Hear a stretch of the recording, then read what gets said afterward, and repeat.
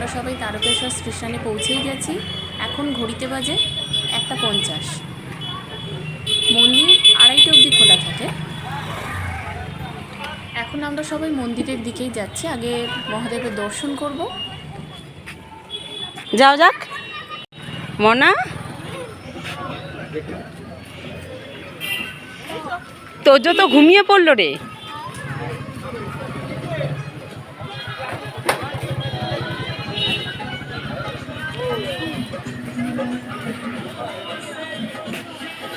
কটা বাজে?